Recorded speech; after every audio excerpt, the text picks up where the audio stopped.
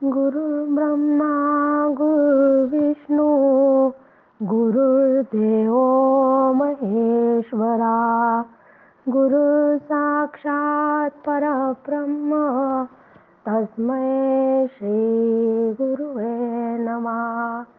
मला वाटते अंतरी त्वावसावे तुझ्या दासबोधासी त्वा बोध व्हावे. अपत्या परी पाववी प्रेम ग्रासा महाराज या सद्गुरु रामदासा.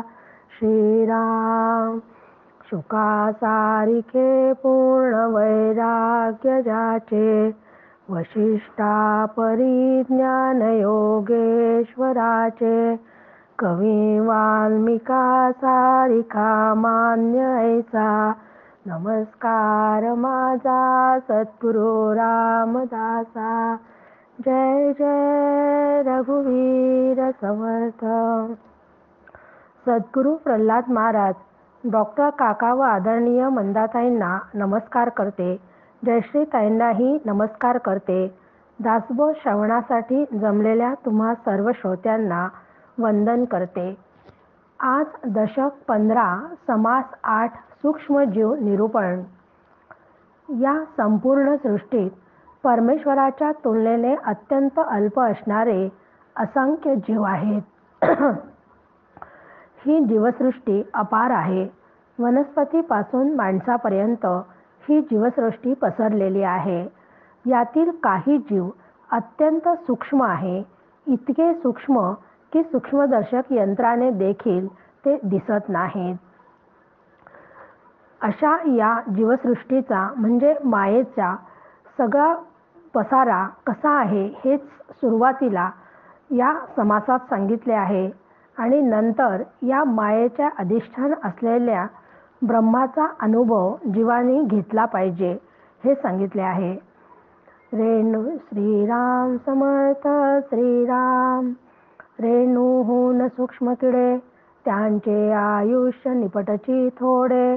युक्ती बुद्धी तेनेची पाडे तयामध्ये श्रीराम. ऐसे नाना जीव असती पाहो जाता न दिसती. अंतःकरण पंचकाची स्थिती तेथेही आहे श्रीराम. की काही जंतू अगदी कणांपेक्षाही सूक्ष्म असतात. त्यांचे आयुष्य, त्यांची बुद्धी व तिचा वापर हे देखील अत्यंत अत्यल्प असतात. डोळ्यांनाही न दिसणाऱ्या अशा अगणित जंतूंमध्ये सुद्धा अंतःकरण पंचक असते. या सर्व जीवांमध्ये म्हणजे वनस्पतीमध्ये सुद्धा अंतःकरणाची अभिव्यक्ती अत्यंत अल्प असते. आपण लाजाळूचे झाड पाहतो. त्या झाडाला स्पर्श केल्याबरोबर त्याची पाने मिटतात. यावरून त्या वनस्पतीला स्पर्श ज्ञान आहेच. स्पर्श होताच पाने मिटतात यावरून त्याची प्रतिक्रिया क्षमता सिद्ध होते. म्हणजे तेथे जाणीव आहे म्हणजे अंतःकरण आहेच. पुढे क्रमाने विषाणू म्हणजे व्हायरस, जीवाणू म्हणजे बॅक्टेरिया, कृमी, कीटक, पशु, पक्षी व माणूस अशा प्रकारे अंतःकरणाचा विकास होत जातो. या 84 लक्ष योनीत अनंत प्रकारची शरीरे आहेत. त्या सर्वांमध्ये अंतःकरण पंचक असते. अंतःकरण म्हणजे मन, बुद्धी, चित्त, अहंकार व अंतःकरण हे असतेच. त्यापुरते त्यांचे ज्ञान विषय इंद्रिये समान. सूक्ष्म शरीरे विवरण पाहतो कोण श्रीराम. त्यास मुंगी महाथोर नेनो चालिला कुंजर. मुंगी समुताचा पूर ऐसे बोलती श्रीराम. ते मुंगी समान शरीरे उदंड सती लहान थोरे. समस्तांमध्ये जीवेश्वरे वस्ती की जय श्रीराम. परंतु त्या सगळ्या जीवांमध्ये अंतःकरणात त्यांच्या जीवनाला आवश्यक तेवढेच ज्ञान त्यांना असते. म्हणजे प्रत्येक जीवाला त्यांची इंद्रिये व विषय आवश्यक तेवढीच असतात. प्रत्येक जीवाला आहार, निद्रा, भय व मैथून या 4 गोष्टी प्रत्येकामध्ये असतातच. पण त्या प्रत्येकाच्या आहार वगैरे त्यांच्या त्यांच्या योनीप्रमाणे असतो. पण त्या शरीराचा अभ्यास कोणीही करीत नाही. एखादी लहानशी मुंगी असते. एखादा पाण्याचा मोठा ओघळ असेल तर तिच्या दृष्टीने तेच पाणी महापुरासारखे तिला वाटते. पण अशा इतक्या अत्यंत लहान मुंगीपासून तिच्याहूनही अत्यंत लहान व मोठी अशी अगणित शरीरे असूनही त्या सर्वांमध्ये जीवात्मा म्हणजे ईश्वर असतोच. ऐसिया किड्यांचा संभार, उदंड दाटला विस्तार, अत्यंत साक्षपी जो नर, तो विवरो न पाहे श्रीराम. नाना नक्षत्री नाना किडे, त्यास भासती पर्वता एवढे, आयुष्यही तेनेची पांडे, उदंड वाटे श्रीराम. पक्षाए वडे लहान नाही, पक्षाए वडे थोर नाही, सर्पाणी मछपाई येनेची पाडे श्रीराम. मुंगी पासून थोर थोरे, चढती वाढती शरीरे, त्यांची निर्धारितांतरे, कळो येती श्रीराम. की या मुंगी एवढी किंवा तिच्याहूनही लहान मोठी असे अनेक शरीरे असतात. पण त्या सर्वांमध्ये जो जीवात्मा किंवा ईश्वर राहतो. मात्र त्या ईश्वराला जाणून त्याचा अभ्यास करणारे फार कमी लोक असतात. कारण अशा कीटकांची आणि जंतूंची अगणित अशी शरीरे या पृथ्वी तलावर आहे. पण त्याला जाणून घेण्याचा कोणीच अभ्यास करत नाही. फारच निराळा असा की जो एखादा आहे ते सगळं जाणून घेण्याचा प्रयत्न करतो किंवा ही जीवसृष्टी कोणी निर्माण केली आहे याचे ज्ञान मिळवतो. नक्षत्रानुसार निरनिराळे तयार होणारे मोठे मोठे किडे असतात. त्या किड्यांना काही जंतू आकाराने जेव्हा लहान असतात व आयुष्यानेही त्यांना खूप कमी आयुष्य असते, पण ते त्यांना पर्वता एवढे मोठे वाटतात. पक्षी असो, सर्प, मासे यामध्ये अत्यंत मोठ्यापासून तर अगदी लहानांपर्यंत विविध आकाराचे ते असतात. म्हणजेच मुंगीपासून हत्तीपर्यंत शरीराचे आकार वाढते असतात. पण अभ्यासाने त्याच्या मनोरचना समजतात, अन्यथा समजणे कदापि शक्य नाही. नाना वर्ण नाना रंग, नाना जीवनाचे तरंग, एक सुरंग एक विरंग, किती म्हणून सांगावे श्रीराम. एक सुकुमारे एक कठोरे, निर्माण केली जगदीश्वरे, सुवर्णासारिखे शरीरे, दैदिप्यमाने श्रीराम. शरीर भेदे आहार भेदे, वाचा भेदे गुण भेदे, अंतरी वसिचे अभेदे, एक रूपे श्रीराम. की या सगळ्या जीवांमध्ये विविध प्रकारचे रंग, प्रत्येकाची वेगळी वेगळी प्रवृत्ती, त्यांची जीवन पद्धती, असं सगळं वेगळे वेगळे असलेले प्राणी असतात. त्यात काही मोरासारखे सुंदर असतात तर काही पानघेड्यांसारखे कळाहीन असतात. अत्यंत नाजूक असणारे फुलपाखरू असतात तर कधी कठोर क्रूर वृत्तीचे वाघसिंह असतात.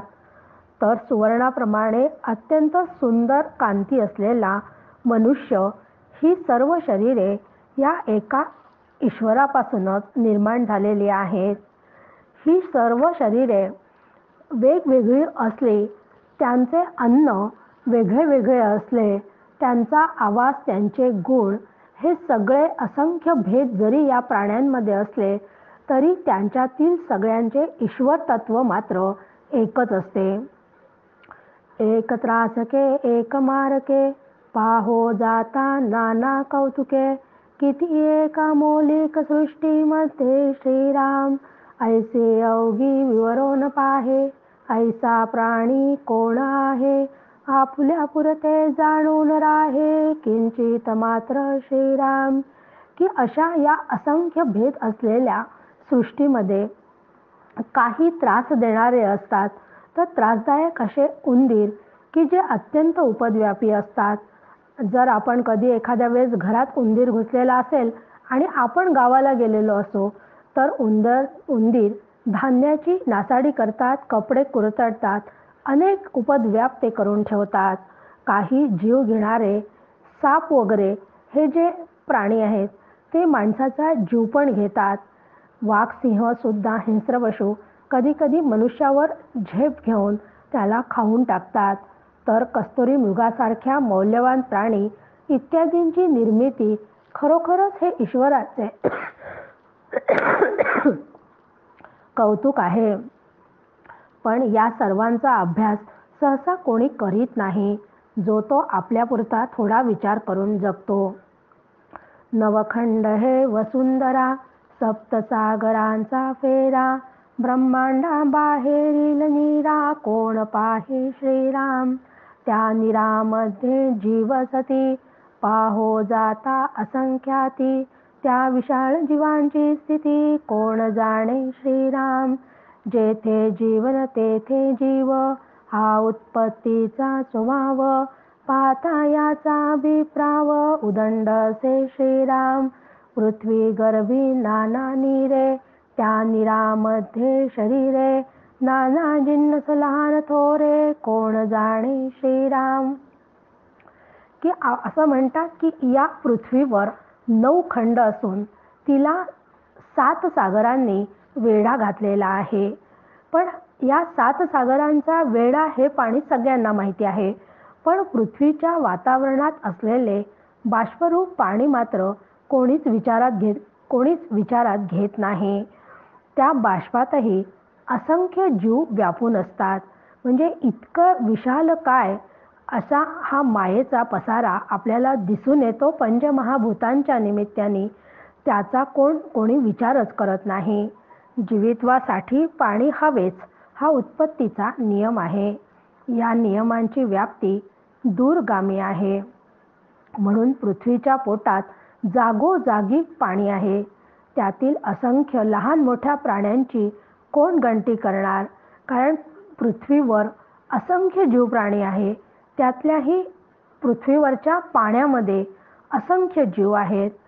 म्हणून पुढच्या 3 ओव्यांमध्ये समर्थ आपल्याला सांगतात आहे की एक प्राणी अंतरिक्ष सती, तेही नाही देखिली क्षिती, वरीच्या वरी उडून जाती, पक्ष फुटल्यानंतरे श्रीराम. नाना खेचरे आणि भूचरे, नाना वनचरे आणि जळचरे, 84 योनी प्रकारे, कोण जाणे श्रीराम. उष्णतेज वेगळे करुनी, जेथे तेथे जीवयोनी, कल्पनेपासून होती प्राणी, कोण जाणे श्रीराम. की आधी पृथ्वीवर किती पाण्यामध्ये असंख्य जीव आहेत हे सांगितलं.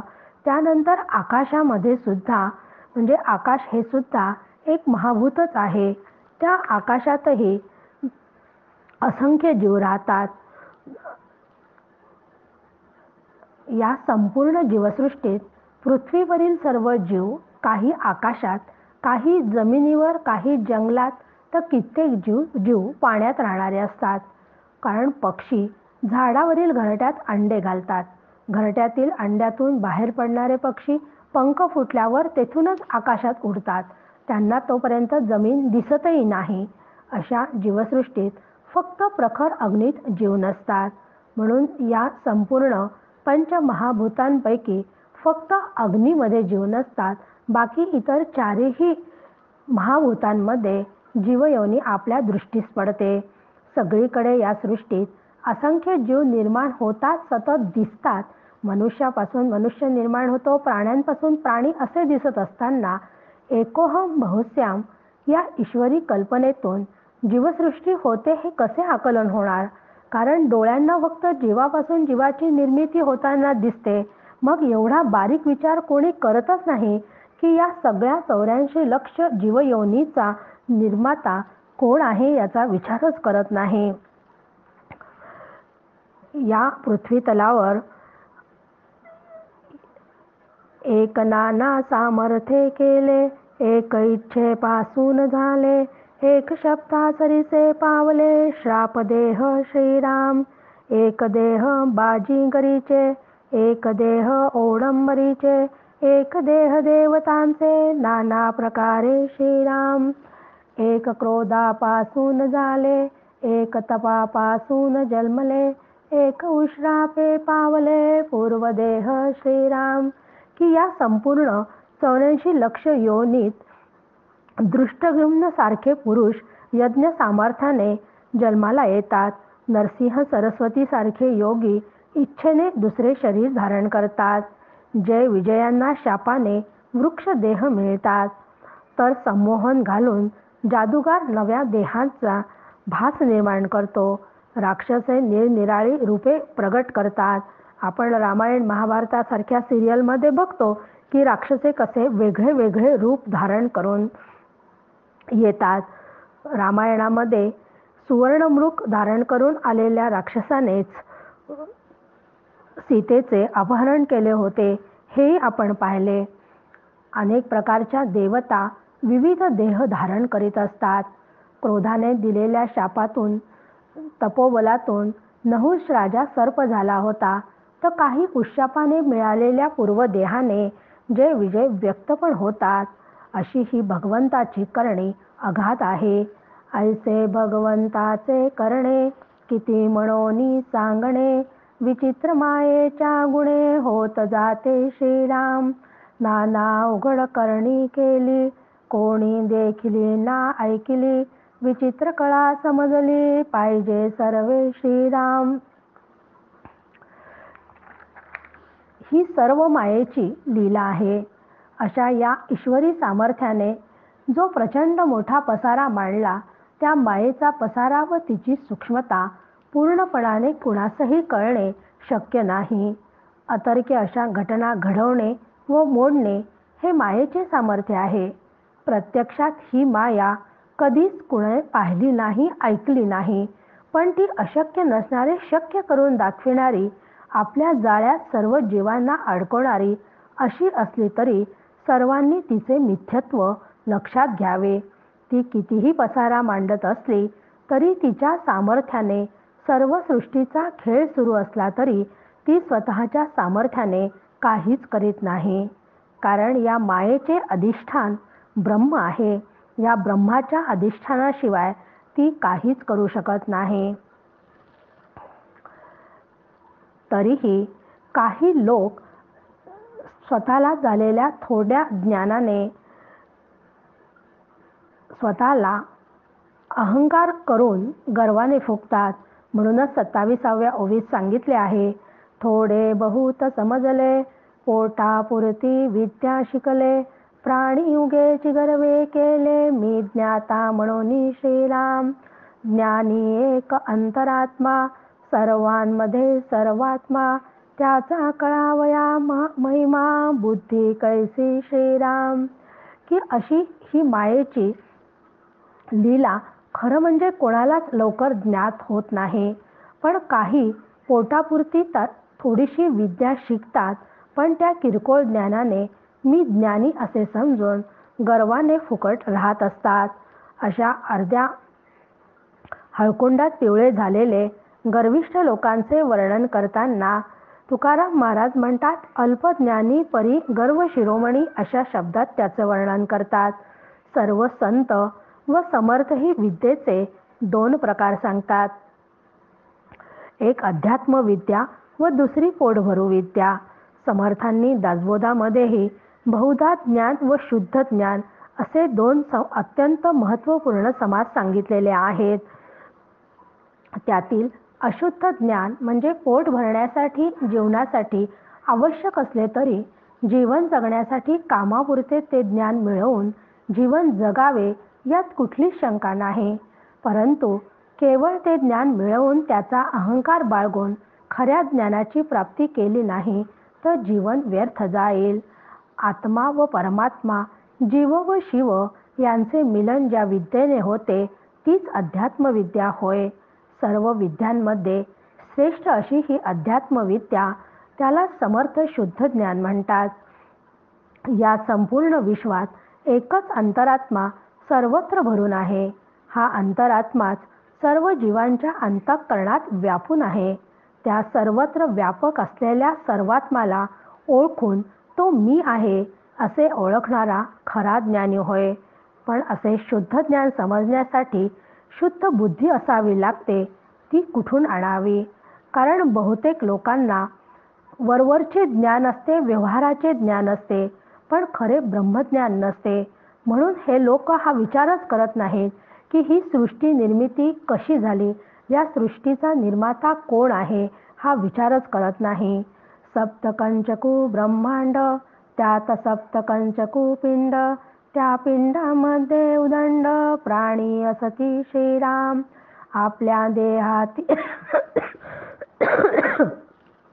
आपल्या देहातील नकळे माते अवघे कैसे कळे. लोक होती उतावळे अल्पज्ञानी श्रीराम. अणुरेणू ऐसे जिन्नस, त्याचे आम्ही विराट वृष. आमचे उदंडसी आयुष्य, त्यांच्या हिशेबे श्रीराम. त्यांच्या रीती त्यांचे दंडक, वर्तायाचे असती अनेक. जाणे सर्वही कौतुक, ऐसा कैसा श्रीराम. धन्य परमेश्वराची करणी, अनुमाने ना अंतःकरणी. उगीच अंता पापिनी, वेढा लावी श्रीराम. की पंचमहाभूते, महत व अहंकार हे ब्रह्मांडाचे 7 घटक आहेत. ब्रह्मांडातील पिंडाचेही तेच घटक असून अनेक प्राण्यांचे असे अनेक पिंड आहेत. पण जीवाला स्वतःच्या शरीराच्या घटनेचे आकलन होत नाही, तर मग ब्रह्मांडाचे कसे होणार? म्हणून उथळ लोक काही क्षुल्लक ज्ञानाने स्वतःला ज्ञानी म्हणून घेण्यास उतावीळ असतात. तसे पाहिले तर विषाणूच्या मानाने माणसाचे शरीर अवाढव्य असते. त्यांच्या विषाणूंच्या तुलनेने माणसाचे आयुष्यही फार मोठे आहे. म्हणून विषाणू व जीवाणूंच्या जीवनाची तऱ्हा व माणसाच्या शरीराची रचना, त्यांची पण तऱ्हा कित्येक प्रकारची असते. ते सर्व जाणणारा कुठून आणावा? अशी ही ईश्वराची अगाध करणी आहे की त्या ईश्वराचा थांग पत्ता लागणे कदापि शक्य नाही. असे असूनही की थोड्याशा ज्ञानाने मी ज्ञानी ही पापरूपी अहंता मानेवर घेऊन बसतात. पण अशी अहंतारूप पापिनी म्हणजे हा अहंकार मानगटीवर बसल्यामुळे त्याला खरे ज्ञान होतच नाही. अहंकारामुळे पोटभरू विद्या शिकूनच त्याला खरे ज्ञान झाल्यासारखे वाटते. म्हणून समर्थ आपल्याला 34व्या ओवीत सावध करतात.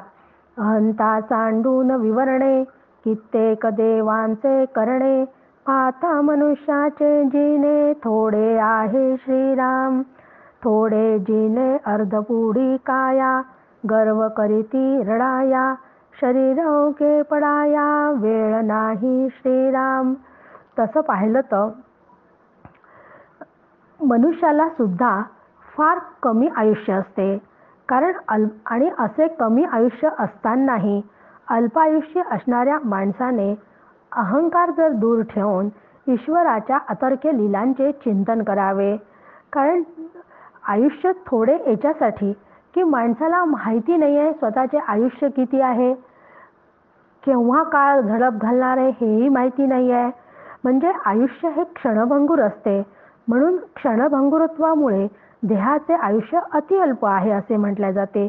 मग असे असूनही गर्व करणाऱ्याला मात्र रडण्याची वेळ येते.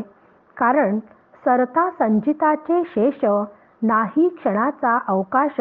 भरता न भरता निमिष, जाणे लगे श्रीराम.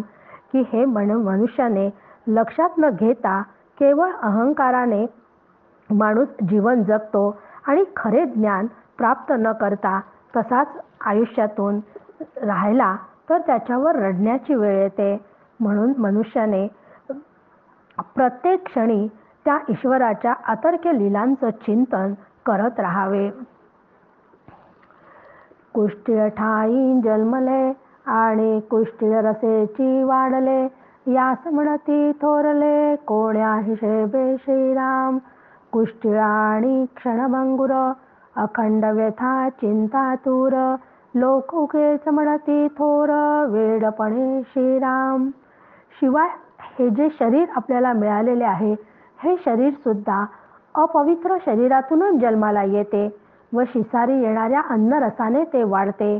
आपण दासबोधामध्ये स्वगुण परीक्षा या दशकाचा अभ्यास केला तेव्हा याबद्दल सविस्तर चर्चा केलेली आहे.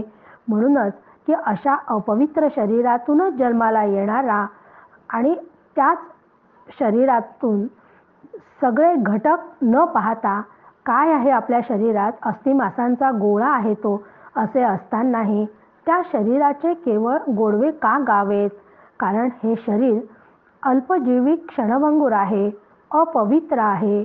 या शरीरामध्ये अनेक प्रकारचे रोग असतात, अनेक प्रकारच्या चिंतांनी ते शरीर ग्रस्त झालेले असते. तरीही अशा या देहाला लोक मोहामुळे महत्त्व देतात. म्हणून 38वी ओवी खूप महत्त्वाची आहे की काया माया दो दिसांची आधी अंती अवघी चीची झाका तापा करून उगेची थोरवी दाविती श्रीराम. झाकिले तरी उपंडर पडे दुर्गंधी सुटे जिकडे तिकडे जी कोणी विवेके पवाडे तोच धन्य श्रीराम. की असं हे शरीर म्हणजे हा देह आणि संपत्ती अगदी क्षणिक असते. कारण संपत्तीचाही भरोसा नाही आहे की ती आज आहे उद्या नसणार आहे. देहाचंही तसंच आहे की आज देह आहे पण उद्या ते नष्ट होणार आहे आणि ते केव्हा होईल याचाही भरोसा नाही आहे. म्हणजे ते अल्प आयुष्यच आहे. आणि या देहाला जन्म घेताना किती यातना भोगाव्या लागतात गर्भाशयात, हे पण आपण बघितलेले आहे. आणि मरतानाही या देहाला अनेक प्रकारच्या यातना सहन कराव्या लागतात. कधी कधी व्यवहारात आपण बघतो ना की एखादा अगदी जीर्ण झालेलं शरीर असते, खूप वय झालेलं असतं, वृद्धत्वाकडे झुकलेलं असतं, पण अंथरुणावर खिळून असतो, पण जाता जात नाही त्याचा प्राण. मग किती यातना त्याला सहन कराव्या लागतात. म्हणून जन्माला येताना पासून तर जाईपर्यंत म्हणजे प्रथमपासून शेवटपर्यंत आयुष्यामध्ये फक्त फजितीच असते. अशा या शरीराला कपड्याने कितीही सुंदर सजवले, घातले, दागिने घातले, तरीही असल्या या उसन्या अवसाने फजितीत दडवून लोक मोठेपणाने वागण्याचा प्रयत्न करतात. पण हे कदापिही शक्य नाही. कारण हा देह एक दिवस जाणारच आहे. मी ज्या देहाला माझे समजते, खरंच तो देह म्हणजे मी आहे का? कारण मी देह नाही, तर मी माझे खरे स्वरूप आत्मा असतानाही मी केवळ मी व माझे समजून त्या देहाला कवटाळते, त्याच्यावर ममत्व करते, त्याच्यावर प्रीती करते. आणि असे झाल्यामुळे समर्थ येथे सुंदर दृष्टांत देत आहेत की प्रेत झाकले तरी त्याची दुर्गंधी सर्वत्र झाकिले तरी उपंडर पडे दुर्गंधी सुटे जिकडे तिकडे. की प्रेत झाकले तरी त्याची दुर्गंधी सर्वत्र पसरून ते उघडच होते. अगदी त्याचप्रमाणे या देहाचे आहे की या देहाला, नश्वर देहाला तुम्ही कितीही आपले म्हटले, त्यावर कितीही ममत्व केलं, तरी हा देह सत्य नाही. म्हणून मी देह आहे या भ्रांतीतून जीवाने आधी स्वतःची सुटका करून घेतली पाहिजे. देहबुद्धीत अडकणाऱ्याला लाजिरवाणे जीवन जगावे लागते व जीवनात केवळ त्याची फजितीच होते. म्हणून विवेकाने मी देह नसून मी आत्मा आहे असा व्यापक विचार जीवाने करावा. आणि असा व्यापक विचार करण्यातच आयुष्याचे कल्याण आहे आणि तोच जीव कृतार्थ होतो. उगेची कायसा तंडावे मोडा अहंतेचे पुंडावे विवेकी देवास धुंडावे हे उत्तमोत्तम श्रीराम. म्हणून या समासाचा शेवट करताना समर्थ म्हणतात की जीवनाचे कल्याण त्यातच आहे की देहबुद्धी ते आत्मबुद्धी करावी. यात की मी देह तादात्म्यात्म सुटून मी म्हणजे देह या विचारावर ठाम व्हावे आणि आत्मानुभव घ्यावा. असे जीवन जगण्यातच धन्यता आहे, असे जीवन जगण्यातच खरा पुरुषार्थ आहे. तसे न करता केवळ खोट्या अहंकारापायी तू मळमळ करण्यात म्हणजे भांडणे करण्यात काय अर्थ आहे? जोपर्यंत विवेकाने व्यापक विचार करून सर्वांचा अंतरात्मा एकच आहे, माझ्यात जो आत्मा आहे तोच इतरांमध्ये आहे, अशी दृष्टी विकसित होत नाही तोपर्यंत मी ज्ञानी हा अहंकार जात नाही. म्हणून आधी हा अहंकारच खऱ्या ज्ञानाने दूर करावा. विवेकाने खऱ्या देवाचा शोध घेऊन तसा ब्रह्मानुभव घेणे हेच सर्वोत्तम होय. आपणही असा ब्रह्मानुभव घेण्याचा प्रयत्न करूयात. जय जय रघुवीर समर्थ.